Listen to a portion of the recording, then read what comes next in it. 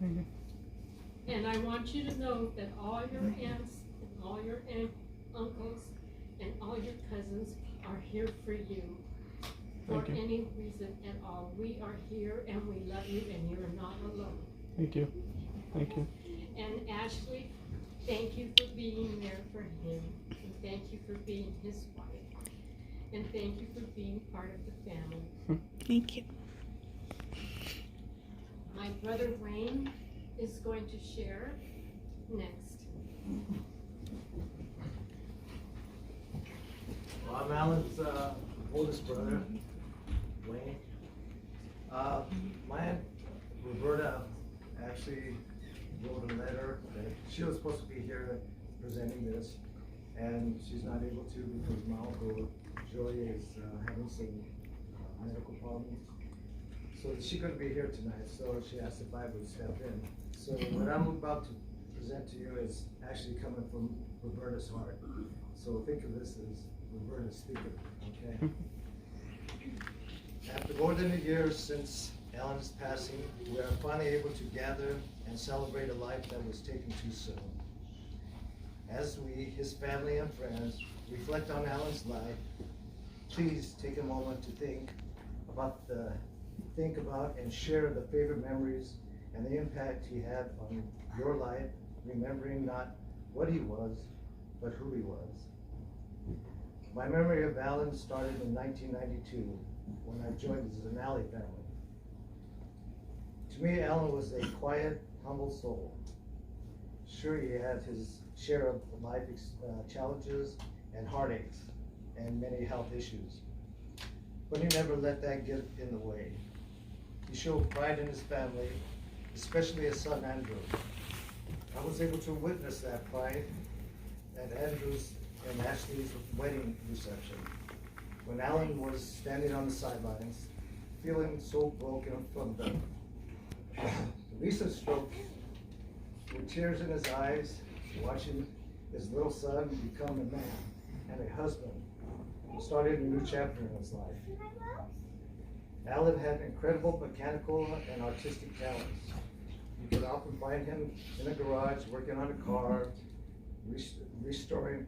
redesigning a bike, souping up a go-kart, or making miniatures like tiny dice. Along with his mother, they would always have some kind of project going on, building a 20-foot table for the patio, reupholstering furniture, or building a gazebo. Alan had a fondness for creatures, like seeing how big he could get a black widow spider grow.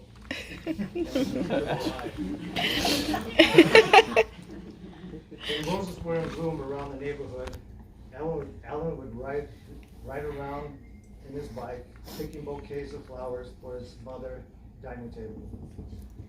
He showed compassion for the underserved in the community by helping a friend and providing food and clothing to the homeless.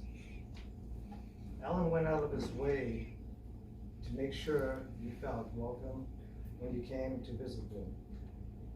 As he stayed in the background during the time of Dominic's illness, he was in and out. Well, during the time when my Uncle Dominic was ill, Roberta and Uncle Joe would come back and forth to visit him when he was in the hospital. They had a running joke. Alan would greet him at the car when they drove up, and he would let them know your confirmation reservation in the master suite. And he would grab the bags and take them into the house, and then go out and wash their car. One other thing, don't get between Alan and his football during the playoff games and Super Bowl. Alan was the master of setting up betting pools and brought the enthusiasm to the rest of the family. There are just a few small examples of the memories that I would hold in my heart. Here's a poem. He is gone. You can share tears that he is gone, or you can smile because he has lived. You can close your eyes and pray that he will come back, or you can open your eyes and see all that he has left.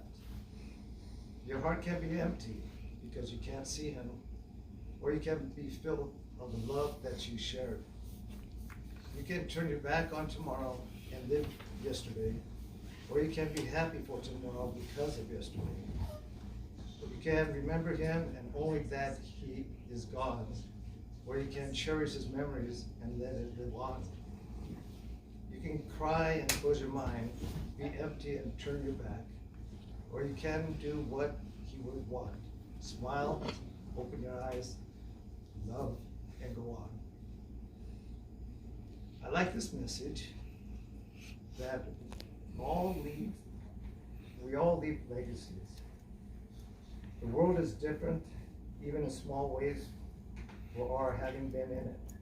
It's up to us whether that difference is a positive or negative one, and that we all have a choice to whether we focus on the positive or the negative, past or live in the present. And that's it from Roberta. Thank you.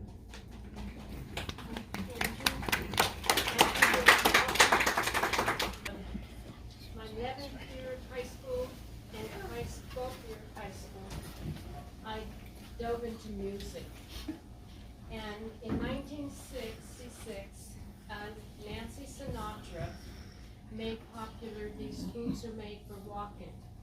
And that was one of the songs that I sang. In high school, I sang in the local nightclub, and that was one of the popular songs that I sang. And that was Alan's song that he liked that I did. So we're in 2000, what, 20? In 1966, I was 18, and now I'm 73. So I'm going to try These Boots for Walking with my brother, so bear with me.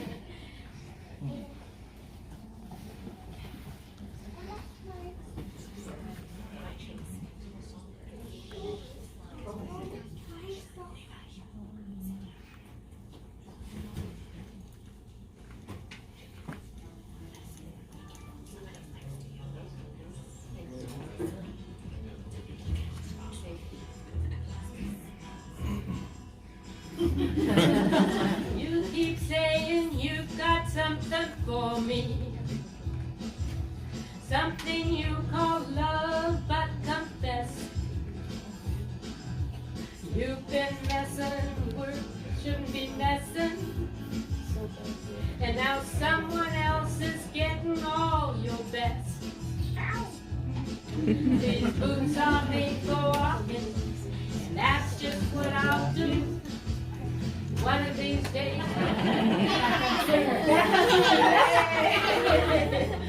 you keep lying when you want to be true. You keep losing when you want to not bet.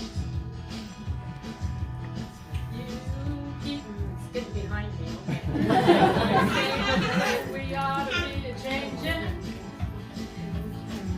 Now what's right is right, but you ain't been right yet.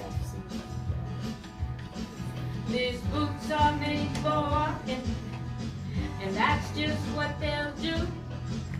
One of these days, these boots are gonna walk all over you.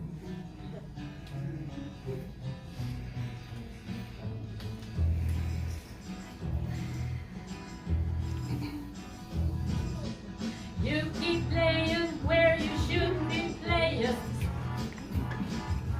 and you keep thinking that you'll never get burned. Ha! Well, I just found me a brand new box of matches, and what he knows you ain't had time to learn. These boots are made for walking, and that's just what they'll do. One of these days, these boots are gonna walk all over you.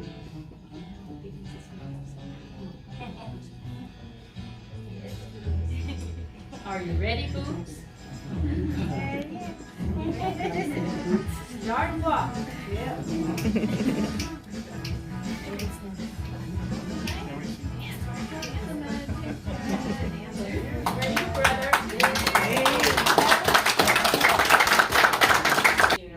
Any thoughts, memories, anything at all about Alan?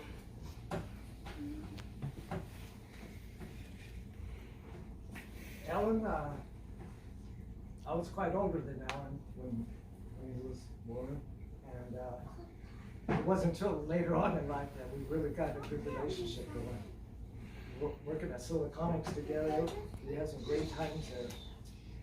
Playing softball together, and the leads, Jen, Doug, remember them out there playing too. We had some great times at Siliconics. And those will be memories that will stay with me forever. But one thing that Alan and I, when I was able to drive a car, and I remember taking Alan and put him in the trunk, and we used to go to the X-rated movies.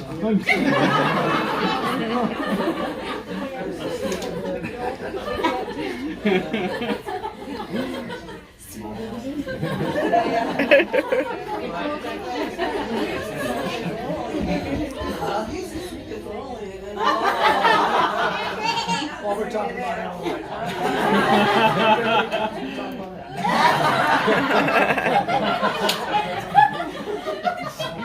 But one thing though that I really missed with Alan, that we used to be able to look at each other and we would just laugh, and it was so contagious that we couldn't stop laughing. We would be so teared up, my stomach would hurt and all that.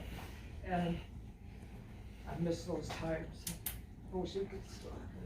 But Alan had a lot of good qualities. Sometimes he wasn't able to show it to all of you. He's a good guy. Not listening. Thank you. I'm Alan's son. His only son. Yeah, there's a lot of words to describe my dad. He was definitely a really creative person. You know, there's a lot of stuff you can see. He's created out of the garage. A lot of the models he's made, and you know, the bikes and all that stuff. He's amazing and everything. And there's a lot of moments that I had with my dad that it cracks me up every time I think about him. I have this picture on my phone, and I forgot to give it to Aunt Roberta to put on the thing, but he's standing in front of the house, and he has like these goofy little teeth, and he has this straw hat on, and he's just standing there. And that night, it was so funny because he made this it's called a ghillie suit, and it has like all these leaves on it and stuff. And he was like, I'm gonna put this on, and he goes, I'm gonna pretend to be a pile of leaves out there, and I want you to record it. He's like, I want to scare people, you know. He's like, I want to scare, we're gonna wait for somebody to come by home, we're gonna scare them. And I think he told me, he's like, climb up on the tree and then so you can see me. And I remember thinking when I'm up top on the tree, I'm like, well, what if somebody just comes and like wants to park and runs them over, Like, it's not a good idea, And but like that's my dad, He loved doing stuff like that.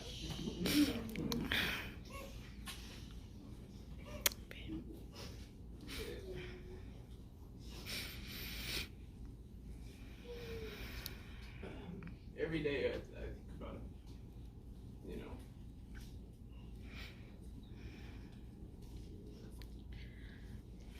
It was just goofiness, just being goofy all the time, and every time we would go to, somewhere, he would always play this game with me in the car, and it was just the weirdest thing. He came out of nowhere with, like, we'd be sitting in the car, and we would listen to the music, and he'd be, like, dancing, and he'd be like, every time the beat would hit, he'd be like, and they'd be like, are you gonna toss it back? I'm like, what do you mean? He'd be like, I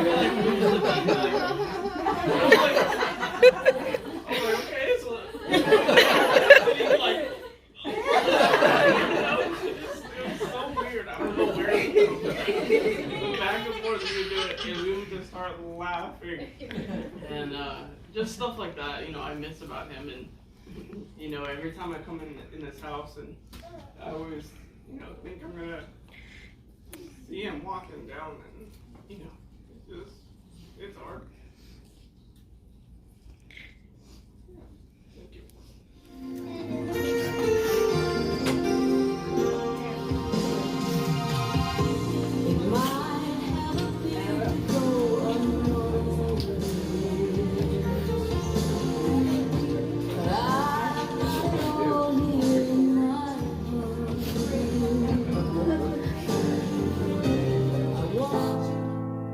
I dare you to fix me. I'm crossing the line again, falling on my knees. No stranger to pain, it's never ending, it's only something I can't forget. My heart won't let it rest, but you keep on forgiving. Admit that I'm afraid. If I let go of this pain, am I completely betrayed? There's no air left to breathe. I'm drowning. Vultures are circling me. Around it, I need to fight. I know it's just so hard to let it go. Shine a light I can see. Something I can't forget. My heart won't let it rest, but you keep on forgiving.